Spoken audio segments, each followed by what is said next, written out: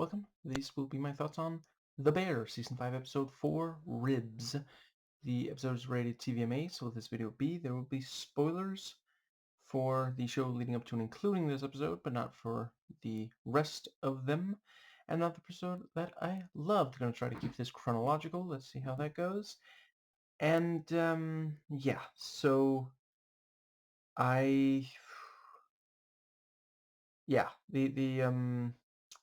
I really appreciated the conversation between Carm and Richie in the rain, and like it's one of those things of like Richie's being painfully honest, but he is giving good advice. He's being Richie, so there's some, you know, it's not as delicate as some others might have said.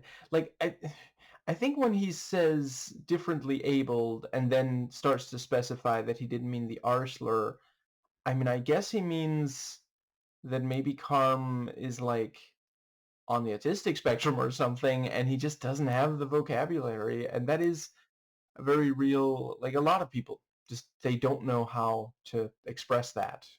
So yeah, um, and you know Karma is at a point where he's ready to hear that and not just immediately get defensive. And by the end, there's even the thing about hey, ask people how they're doing. How are you doing? I'm sorry to hear that. That must be very hard. And I suppose that pretty much does cover the yeah, it was very funny. The thing with, are you mad at me? No, here's a little bit. That, yeah. And, yeah, Carm patching things up with Neil and Marcus. And I suppose that, let's see, I think that's when there's the bit with the, oh, and I also like the detail. So I guess I should start by saying I don't smoke, never have, almost definitely never will. I don't judge people who do, especially if, for I know for a lot of people, it started because they were really stressed and they were trying to find a way to deal with that. But yeah, the bit where Carm, because like he recently, he pointed out to Sid he quit smoking, and then she was like, exactly, that's what I mean. But yeah, a smoker's a smoker when the chips are down, and Carm's chips are down, and I think that is when he talks to Sugar about the and agrees to take over, and it is this great thing of just like yeah, she says on some level she kind of wants Donna to fuck it up, and it is this thing of like again, goddamn, there's so much real shit on this show. It's so true. When you have been conditioned by a number of situations, such as in this case, an abusive mother, to expect things to go wrong, you kind of just want to get it over with, and just yeah, really, really well done. And then there's that thing about like, but I don't know, should I be listening to it every second? And Connor's like, I could listen to it, just give you a break, and the I'll let you know if something develops, and yeah, it was really great hearing some of yeah, it sounded like Jamie Lee Curtis had fun in the booth, so that's great. And I like later when she comes back and or Sugar, I mean when Natalie and Carm says gives the report, and then they have that exchange and have the thing about like, I mean, one day is not going to be enough to stunt her emotionally. Was that a shot right between the eyes? And my props go to I'm afraid my wrist is too fucking sore to look it up right now, so I don't remember her name, but the actress playing Natalie, because goddamn, that was a literally pitch perfect Jamie Lee Curtis impersonation. And I think oh god, the part where the thing about Richie talking about like I've been thinking all day about this time that I slapped the shit out of Mike, and I'm sorry I had to do that. And then Carmen's like, I mean, he had it coming. Yeah, but I wish it wasn't me. Yeah, but I'm kind of glad it was you. That entire thing again. And yeah, that is sometimes you need to hear that. Someone that knows. For them to say, listen, I know that person. You're right. Like everybody who knows Mikey knows sometimes he could be a complete asshole. And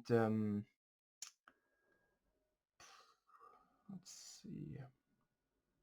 I know I've said it before, but it does continue to amuse me that Eben Moss-Bachrach and John Bernthal keeps finding each other. They keeps finding themselves playing, you know, in something together, and Bernthal being an asshole to Eben Moss-Bachrach. Anyway, I think that does pretty much bring us to the part with the right. And I mean, so we didn't see what happened after. There was a power outage clearly at Donna's, but I mean, candlelights exist. I'm sure you know she fixed it in that sort of way. It was so good when she's like doing the voices while reading the book, and like genuinely, like, we only hear it, of course, but this is her being a good mom. She is very attentive. Just that little detail that she's reading from this storybook, and then she realizes, oh, okay, the baby wants something else. So she tries to deduce what it is and make sure that you know the baby's needs are met, because that is actually something that child psychologists will tell you. If a baby has their wants and needs ignored too much, that can be very detrimental to their development. And I suppose that does bring us to the whole them being pimps thing comes up again as Carm talks Neil out of the toilet. And oh my god, the bit with I was up there for 3 hours. You were not up there for 3 hours. I was sprayed like 8 times.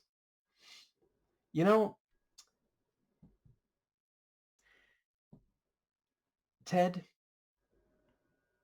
you're not Danish. There is a Danish saying. I don't know if it's possible it exists in other countries as well, but there's a Danish saying that goes. I'll translate it into English. Don't worry.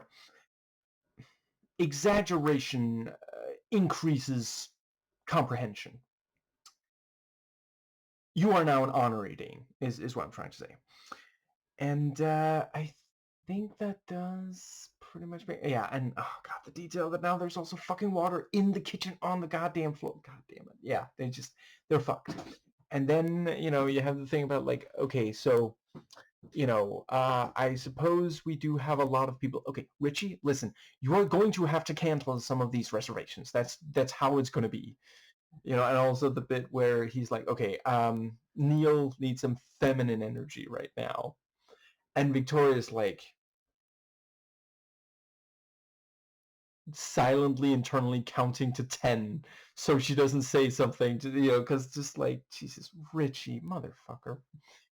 And yeah, oh my god, the part where so Richie told Carm, be a more positive teammate, and he's like, yeah, I think this could work. I'm trying to be a more positive teammate. Carmy, not now. and that again is like if you're just trying to get, he's trying to do better at something, so he accidentally, fucks up the timing of it, because it is good advice. He needs to be a more positive teammate. Um, yeah, I think that does pretty much. Yeah, I like the bit with the you have the um oh, actually, to just cover something early in the episode, the I like the bit with, okay, so um just don't write any more of those fucking sayings, just and then he had a saying for it. Jesus Christ. And yeah, he assures Sydney, listen, I will stop swearing shortly, but I have more fucks to give. And I think that does bring it. Yeah, and oh god, the bit with, well, we can, we're struggling in part because of, payroll, but at least we got some help from these three. Who the fuck are those three? They're servers, Carm, and they all quit. Yeah. And yeah, his conversation with Marcus was also great, and this thing about, this foreign movie and this quote. Yeah, really, really great stuff, and good advice too in that movie. A lot of the time, foreign films is where it's at.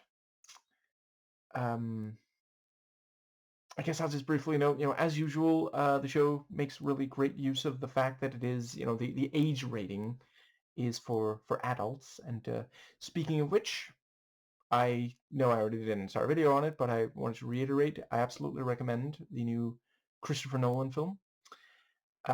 Went to watch it with my dad and his wife. All three of us love mythology. So yeah, we kind of figured we ought to see the Odyssey. And I suppose I feel like that pretty much does bring us to the yeah, what was the other thing? There was that, oh yeah, the bit with the food, the yeah, and he walks in and he's like, okay, so I'm not trying to step on your toes here, but she's just like, stop being weird and just fucking spit it out. Not literally, we're in a fucking kitchen, don't contaminate, but and yeah, apparently that was absolutely amazing. And I like the thing with, second best bite. The first one was at Empire, so yeah, good reference. Love the look on his face as she said that. And oh my god, the part where Richie has to, and it's like, okay, so if hypothetically I were to cancel, just hypothetically, your reservation, is that something that would I'm sorry, what? It would literally, it would kill your dad because his heart is weak and he's been looking forward to this for forever. No, please don't put him on. Hi. Yeah, this is Richie Bursal. You know what? I'm just calling to say it's really going to be great when you're going to show up later, because we're definitely going to have enough food and servers and plates and utensils, and I have to make some more phone calls. It's just, yeah, oh my god. I mean, I don't know if anybody thought that Richie was going to be able to fucking do this, but I mean, everybody else has their hands full, and it is kind of, it fits under like his job, kind of, yeah. Oh my god, I love the fucking bit with the three, yeah, Jimmy, Computer, and Cheese at the, oh my god. It so perfectly captures this whole like bureaucracy bullshit thing. I think that is maybe it's near the top. I don't know if it's my absolute favorite, because we also do Terry Gilliam's Brazil exists, and there's also that okay, I'm just gonna mention it even though absolutely nobody else fucking remembers this exists, but the Asterix and Obelix, I guess, was it a TV show? I don't even remember anymore, but maybe it was an animated movie. But there was a bit where they were like in Rome and they were being sent back and forth between bureaucrats, and then at one point they tell one of the bureaucrats, "Are you following these rules and then make up new rules so the bureaucrats end up as fucking confused as they are. But yeah, this whole thing of like, okay, so here's what we're doing, and then somebody else shows up and says something completely different, and the thing about like threatening, and I like how so Jimmy threatens him and says that the other two are as well, and then Computer is like, I'm not gonna do the thing he said. Interesting that you didn't mention the other two, and Cheese doesn't say shit. Like, she's just like, I don't know, fuck it, maybe I will. And then finally, they do get an answer, but it's clearly not who they were hoping for. But yeah, and also the bit with, okay, so what's the name of the establishment? The Bear, or the Beef. Oh, god damn it, because it's like, there's been so many fuck-ups over the course of the events of the show. Did they change the name properly, or is that just this as and but yeah, points out Natalie Borzato, you can look her up, and then apparently it's owned by a Mary that they have a very sanist nickname for, and that's evidently going to be a problem. So that is, I guess, buying some time for this. I mean, it really is going to have to be an absolutely fucking perfect. Once the guests show up, if anything goes wrong, they're pretty much fucked. But this does mean at least a little bit more leeway in that regard. And yeah, I suppose that does pretty much. I feel like there was at least one more thing I really wanted to make sure to say. Let's see. I guess I like that bit where Carm comes through a door just as Sid is passing by. Evidently, there was panic in the writer's room as it was realized it's been like 3 fucking seconds since something was dropped and could not be salvaged. And I think that is everything. I just gotta think. I feel like there was something near the end of the episode. I happened to notice that no one by the end of this episode realized that Richie did not, in fact, cancel those orders. So that's, yeah. And I feel like that does, yeah, I did really appreciate, the part of the thing that works so well about that conversation between Richie and Carm. You had that thing about like, I don't know, man, I just feel like a piece of shit. Oh, you should.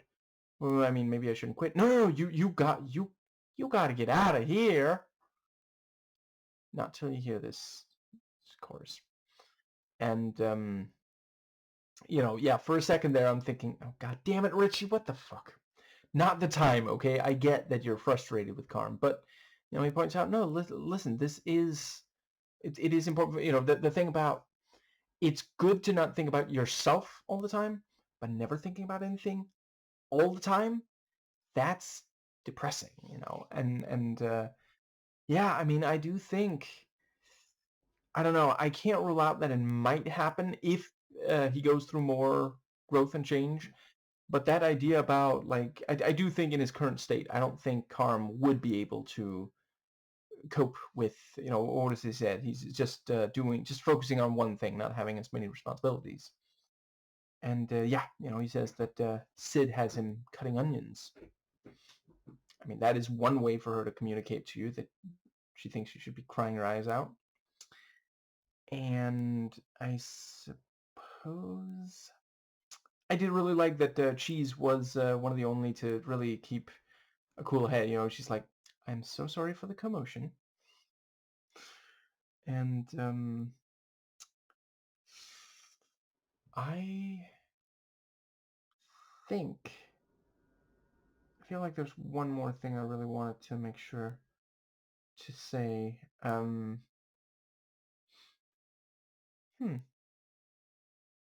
Yeah. So yeah, pretty early in the episode, we have the bit with Ted still stuck up there, And they ask if he's okay, and then he says, "I don't know. Right now I'm just kind of sad." Ted, you were asked politely to stop using Twitter.